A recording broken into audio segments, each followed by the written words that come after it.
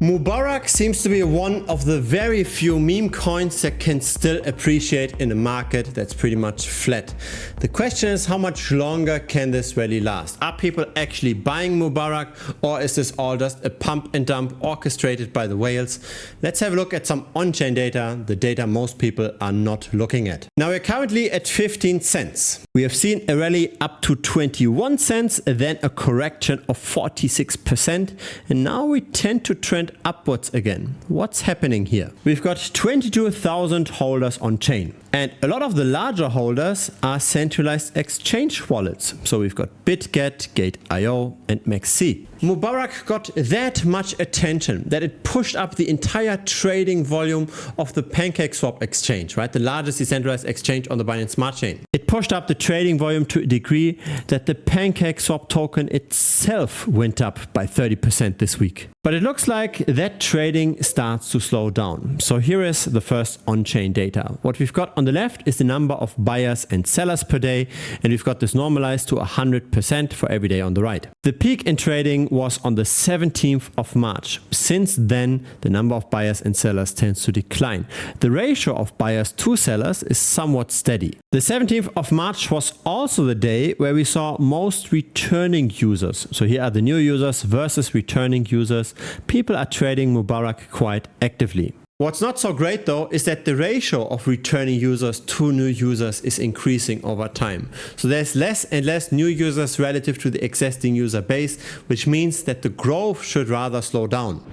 Because this is how fundamentally the meme coin ecosystem works. They are vehicles of attention. When there's a lot of attention on one meme coin, the price goes up. When attention slows down, the price also tends to decline, at least long term. As long as there are new investors joining, the price tends to go up. So it's all about the new users. It's all about seeing more and more new users. Ideally, more user growth relative to the existing user base. But again, unfortunately, we don't see that right now for Mubarak. It seems like the trend is rather bearish. Now it's also always interesting to look at the number of holders, to look at the number of retail investors, medium-sized investors and whale investors. So on the left side, we've got the number of wallets that have at the current price roughly $1,000 worth of Mubarak. In the middle, that's $10,000. On the right, that's $100,000. The adoption for small retail and medium-sized retail stopped out on the 17th of March. And since then, all wallet cohorts continue to sell off the token. And so isn't it fascinating that we now see another rally in the price while the number of holders isn't really going down anywhere on chain? Call me a conspiracy theorist, but I believe there is some manipulation going on by the centralized exchanges. In theory, there's still a lot of upside potential for Mubarak, right? The market cap is 150 million and there are meme coins that are multiple times larger, right? A 2x would bring Mubarak to the levels of Bread, a 4x to the levels of Floki Ino, and a 7x to the levels of Bonk. So in theory, the token could grow higher. But will that happen in practice? Gate.io is currently owning the trading volume.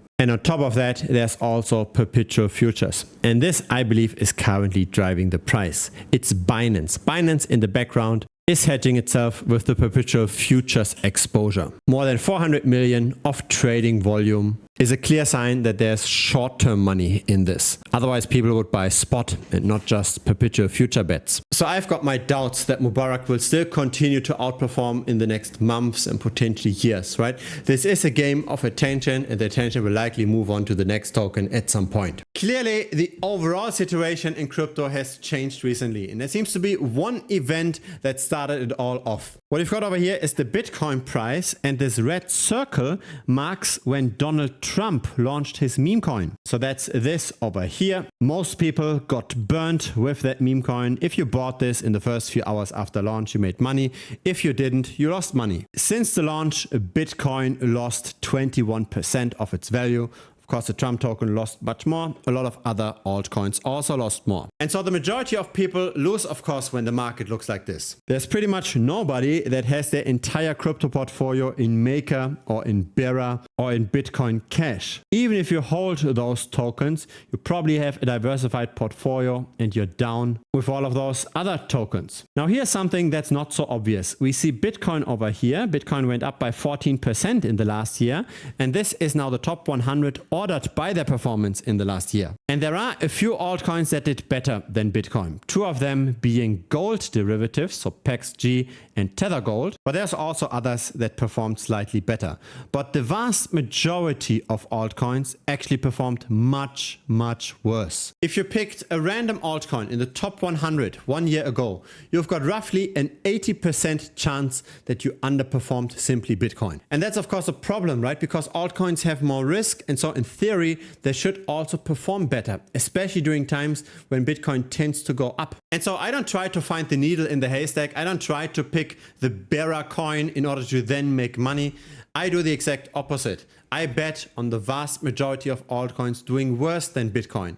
And most of the time, that strategy makes money. Have a look at this, for example. This is Matic relative to Bitcoin, a very constant underperformance. Or this is Balancer relative to Bitcoin. Again, a very constant underperformance. And we can make money from that relative valuation. We don't have to bet on Balancer or on Matic going down versus the US dollar. We can bet on it doing worse than Bitcoin and make money when this thing continues to go down. Or we can also mirror that chart, right? We can just bet on this continue to go up. This is now Bitcoin relative to Matic. That's the logarithmic chart. This is the linear chart.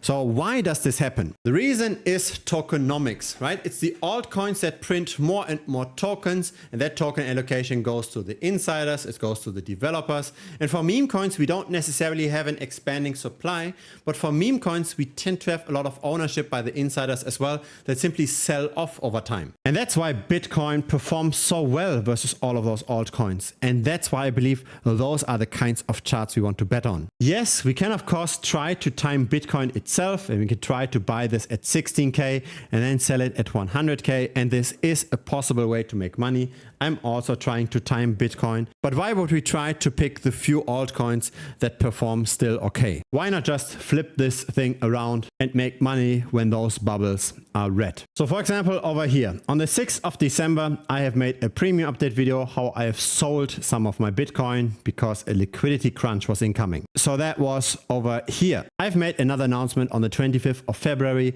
how I've sold all of my speculative Bitcoin and how I'm selling all of my altcoin positions. And that was over here. I opened a position betting on falling prices of Chainlink on the 23rd of January. I opened a short position on Dogecoin and on PancakeSwap on the 14th of February. And the reason why I'm sharing this is because I've now closed the Chainlink position, so it lost 42% in the span of a few weeks. I've also closed the Cake short, which went down versus BNB by 27%. And I've also closed the Dogecoin short, also in profit. So really, when you know what you're doing, if you know how to do the proper risk management, that you don't get liquidated, and when you have the odds in your favor during times like this, when most altcoins underperform Bitcoin, then it is rather straightforward to make money like this. We don't have to find the needle in the haystack. We don't have to make 100x returns with a random meme coin. We can simply just let our capital compound by making 20% here and 40% over here. Most people are scared of betting on falling prices. But that's why I've made dedicated tutorial videos on the topic, how to do the proper risk management, how to set up those positions also in DeFi and Web3, not just with centralized exchanges,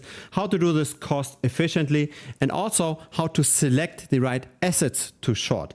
There's more than 100 tutorial videos in total in premium. The link is down below. It's thebitcoinstrategy.com. Of course, I'm also sharing in detail how I currently see the market. There's a premium update video every 3 to 4 days. And I challenge you to look at other influencers, what they said during those times, right? Have a look at the date, have a look at the title of those different premium update videos, and let me know who said already on February 18th that it might make sense to bet bet on falling prices, or that crypto stopped expanding in the last 2 to 3 weeks, or how your influencer is selling aggressively. I don't really see many other influencers saying it like it is. Most YouTube channels just sell hopium. Most YouTube channels just want to push up their own bags, but they're not really looking realistically at the prices. They're not really looking at how much are people actually already in profit and when will that profit be taken. So if you appreciate during times like this that I keep it real, then of course feel free to give this video a like. Feel free to also subscribe. I publish videos regularly. And of course, feel free to also check out Premium. The link is down below. Looking very much forward to seeing you there as well. Cheers.